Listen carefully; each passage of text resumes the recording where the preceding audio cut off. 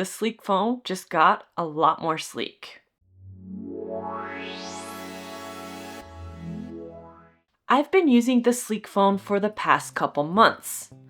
Honestly, it's one of those devices I recommend to a lot of people because it strikes the right balance between a dumb phone and a functional phone in 2025.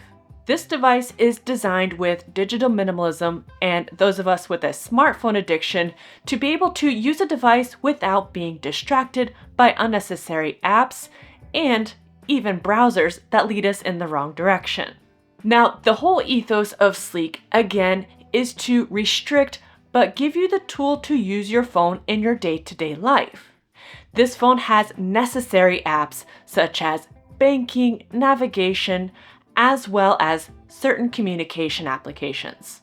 I've really enjoyed using the SLEKE device, but last week they dropped a massive update and this phone got a lot more sleek. And when I talk about sleek, I'm focusing mostly on the design. As you can see here in the dark mode, you can see the buttons at the bottom of the display now have a 3D appearance. This is called new Morphism design. It's a monochromatic 3D design elements. Now these design elements help the buttons stand out a bit more. As somebody who is visually impaired as well as colorblind, I really love new Morphism design because I'm not looking at elements based on color, I'm looking at based on other visual cues such as contrast. As you can see, compared to the old design, which was a single menu with the buttons inside, this new design separates those buttons. It makes it a lot easier to select the correct button, and more importantly, for those of you using certain accessibility features, such as enlarging the text or the icons now don't run off the design, they stay in their spot in their specific buttons. If you're somebody who does not prefer dark mode, don't worry, there is a light mode option. And as you can see here, it looks just as good as the dark mode and looks very sleek. You have the same functionalities, of course, as the previous version, but the design is a lot more streamlined. And as you navigate the different menus, you'll notice that the device is more snappy. Not only did they redesign the device, they upgraded the code altogether, and the device is just smoother and snappier than it was before. So navigating to the apps drawer or navigating to the phone and messages, the device just feels a lot more smooth. Speaking of the app drawer, as you can see here, you have access to your apps, of course, and the download experience has improved. It's a lot quicker and a lot easier than it was before. The team has notified me that the app drawer itself will be receiving a complete refresh and update, so as you see it now will not be as it is when it is released.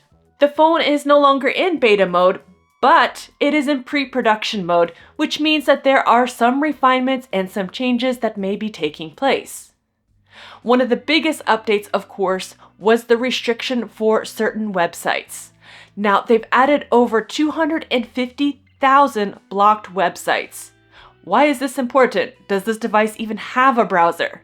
Well, the interesting thing about SLEKE is that when you receive a link, especially in an email or a message, and you need to look at a specific item, when you open the link, you will access the full web page, of course, but you'll notice that you can't go up and try to navigate to different web applications. This makes the device very functional. For example, myself, when I'm using the app, I need to open links for delivery drivers or something needs to be scanned. I know that I can open those elements without worrying about my phone not being able to download the specific web page or even open it on some older dumb phones. Now, I'm not selling this device as the perfect device, but as those of you know in the digital minimalism space or the dumb phone community, there's a lot of hot takes on which device should I get. I need a specific app, and I think that this device kind of fits in the perfect balance. Most of us are looking for restrictions so that way we're not downloading apps unnecessarily. For myself, I know it's a lot of shopping applications or social media. This device gives me the free time and really helps me use this device as a communication tool. I primarily use it for my business, so I have my WhatsApp, banking, and my email on there, and I don't have any distractions. The team notified me that the average user for the SLEKE phone is now around an hour and 5 minutes a day. I know for myself personally, I'm around 20 minutes a day. I'm not making that many phone calls, but I did notice that when you open certain apps and leave them open, this could up your screen time, which is not really your consummation. This could be a music app, for example, and this will add to your screen time. So for those of you looking for a device with WhatsApp, Spotify, or specific music streaming applications, this device could be the option for you, and it will keep you focused but yet functional at the same time. If you're interested in pre-ordering this device, I'm going to leave my link down below, or you can just check out the SLEKE website on your own if you don't feel that you want to use an affiliate link. But I highly recommend also checking out their blog. On their blog, they're explaining the thought processes and the decisions on why they chose certain things within the process of the SLEKE phone itself. For example, why do they prefer to use refurbished devices? If you want to find out more information and more transparency regarding the product, the blog is an excellent source of information. If you have any questions, reach out to the SLEKE team below. I'll leave their email down below if you have any specific questions for them. But thank you so much for watching and see you soon.